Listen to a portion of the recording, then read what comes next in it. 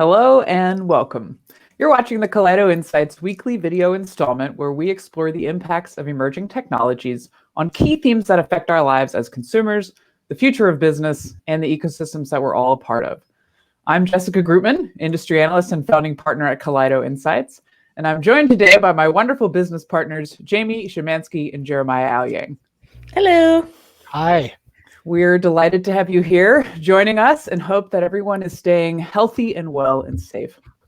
Now today, we are going to be discussing examples spotlighting some of the most notable innovations we're seeing across various industries in these days that we're living.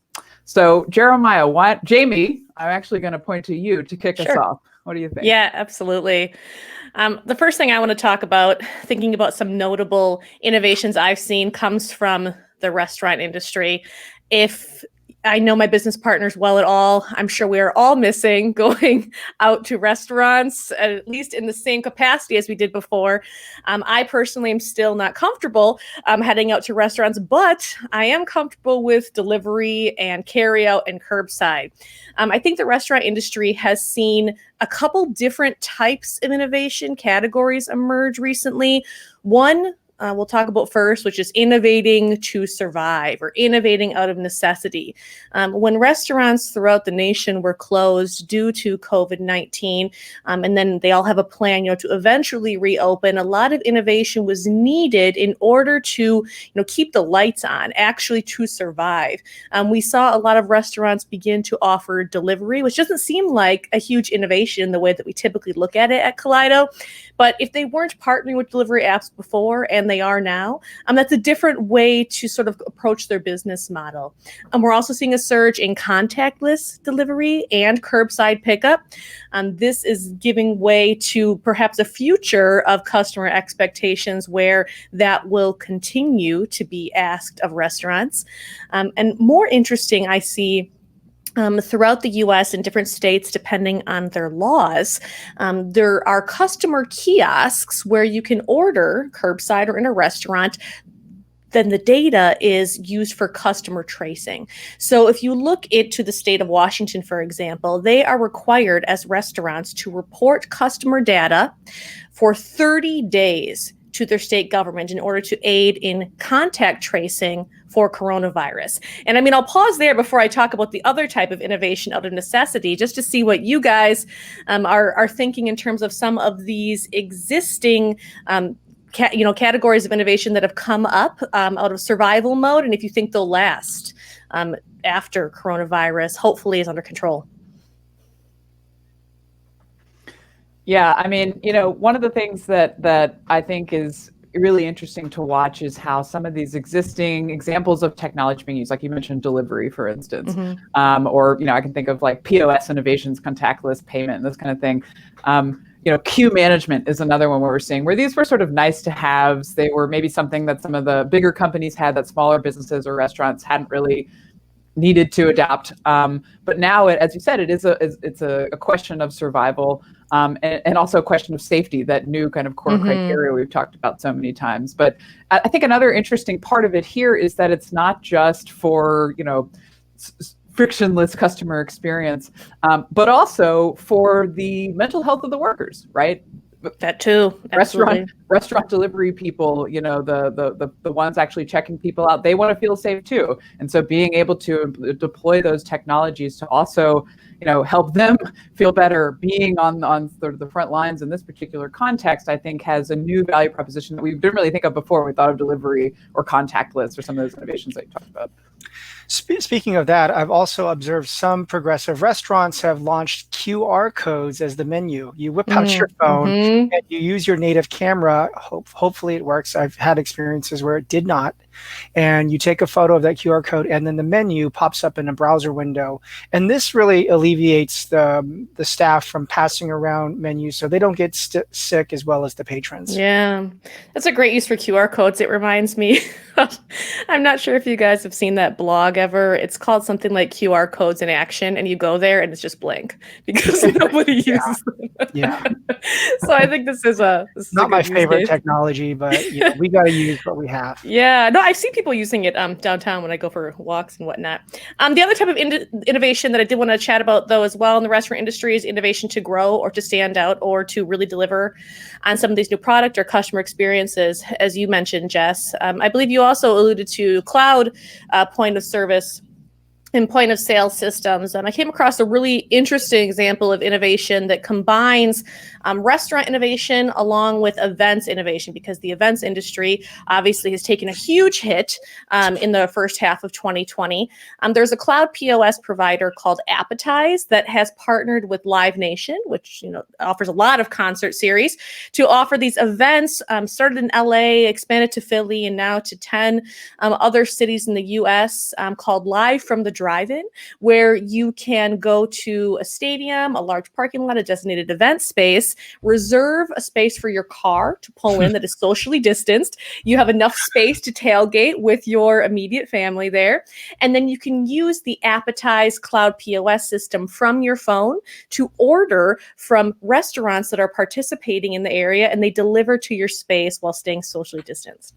So I thought that was a great example. I'm thinking, geez, yeah, I would like to do this even after. I'd like to have my own reserved space for events. So I think it's interesting because Live Nation is planning on using this even after coronavirus has passed, saying that they hope it will create more efficient guest experiences at their events, speed up lines, and enable those more seamless interactions. So I think we're seeing innovation not only, like I said, to survive, but also to grow and deliver new experiences. It's interesting too, because we've talked several times, and so many people are talking about sort of the technology accelerations and trend accelerations that are occurring because of this. But simultaneously, this is an example of sort of everything coming back around again. The resurgence or reemergence of drive-through experiences. There's long been kind of this emphasis on experiential customer value propositions, but this again is something that we couldn't have predicted even a year ago, right? And again, to be able to draw in these kind of local businesses through this sort of new lens, I think it's one of these examples where we forego some things, but also new innovations introduce other opportunities simultaneously. Yeah, absolutely. And Jeremiah, I know that you have some thoughts to share too about the fitness arena and Sure. space, which I can't wait to hear and to share some of the things that I'm seeing as well in our area. And they're following many of these same strategies as the restaurant and or retail space. In particular, I wanted to focus in on fitness gyms, whether they be yoga studios, bar, meditation, or large big box global gyms or CrossFit gyms where I attend.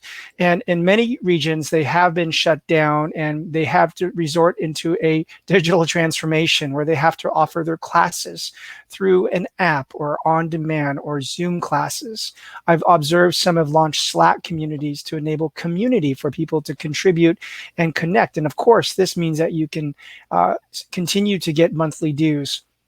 Some of the gyms, one in particular called NC Fit, has a virtual membership, so you can access the online classes at a lower price point, which makes sense because people are paying attention to their wallets during this economic period of strife.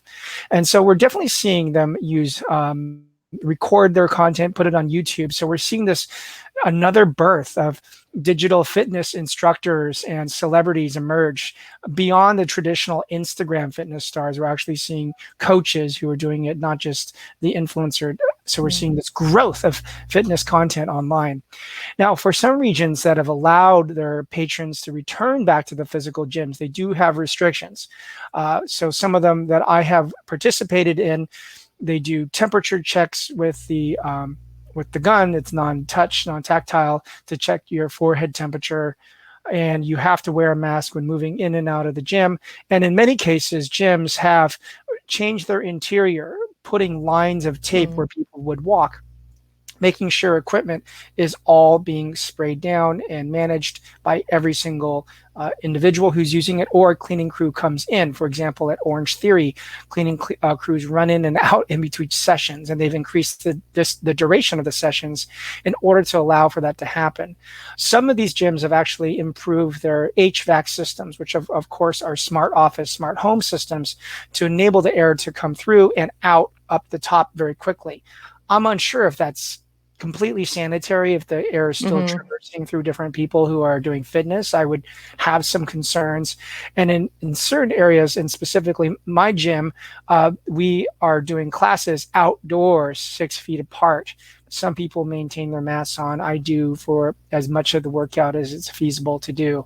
So we're certainly seeing them use the technologies to book the classes, and now we have reservation systems to limit the amount of people that can actually attend. So technology is being used to thin out the distance of the individuals, space things out, increase sanitation. We've seen new sanitation devices coming in, including steam cleaners as well, that go through the night. So there's been a lot of attention focused. And this is an industry that has had significant issues in certain regions with gyms causing more infections. So this is a really top of mind.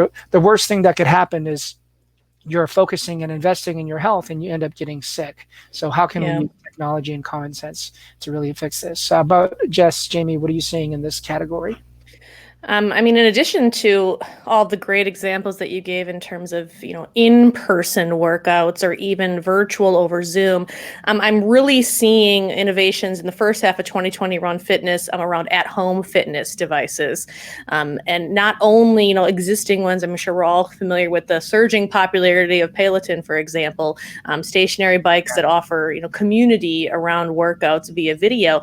But there are a lot of other innovations emerging in the VR space, for example, and AR, where you can still feel part of a community by working out in a virtual game with your headset on in the comfort of your own home, as well as there are a few different brands now of these full-length mirrors that I'm sure you've seen, both of you, that it offers a similar community to Peloton in terms of it helps you to be motivated by others working out, and it shows your heart rate and your other stats you're working out, as well as you have access to a trainer, both an AI trainer for some of the smaller things like form and breathing, but also a personal trainer if you choose to pay an additional premium, which kind of reminds me of something else you said earlier too, Jeremiah. I've really loved to see all of the content, how it has exploded around fitness online from both, like you said, celebrities and influencers, but also personal trainers that are just offering their skills oftentimes at a discounted rate, I see, because, fitness is paramount right now in keeping everybody healthy and well. Yes. Yeah.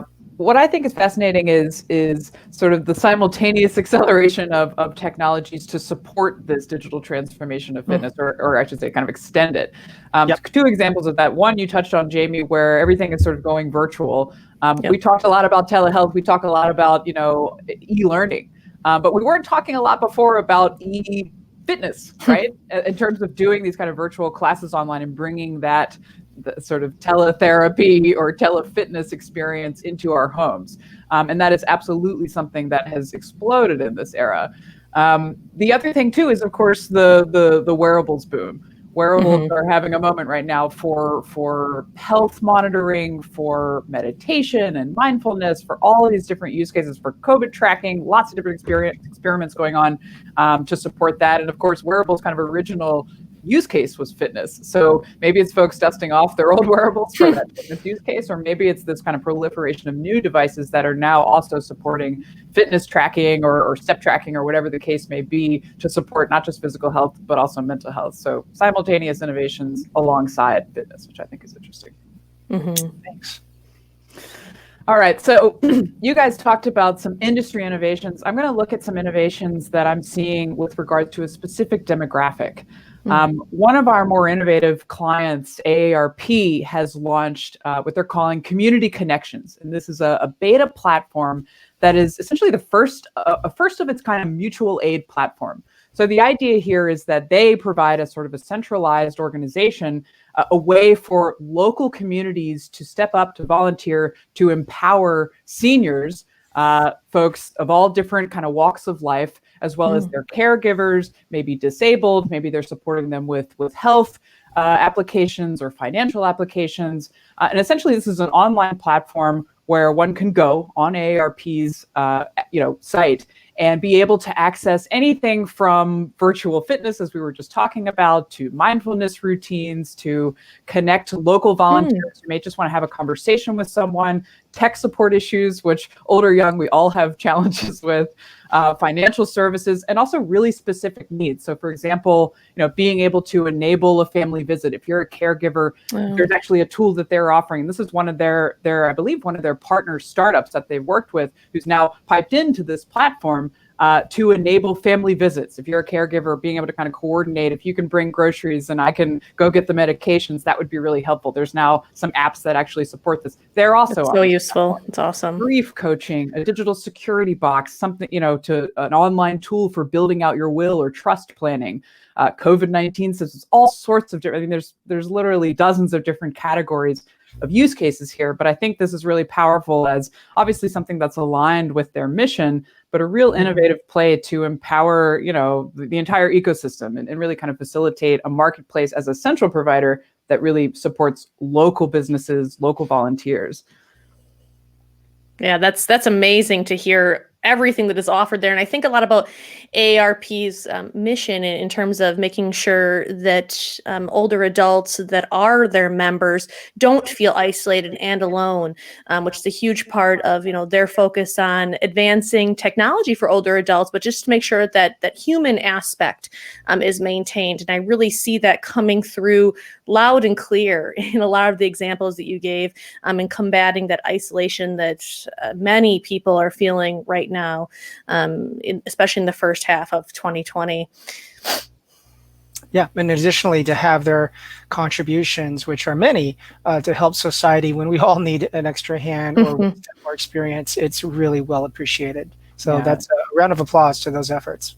Right. And there are so many examples of folks wanting to help, but not really knowing how or where to start. And, the powerful thing about these platforms, such as they are, is connecting supply and demand, right? So yeah, I think that's one of my kind of favorite innovations of the moment. And I love the innovations that we've all been discussing today. As always, this was a great discussion. Thank you all. And thanks to everyone else for joining us.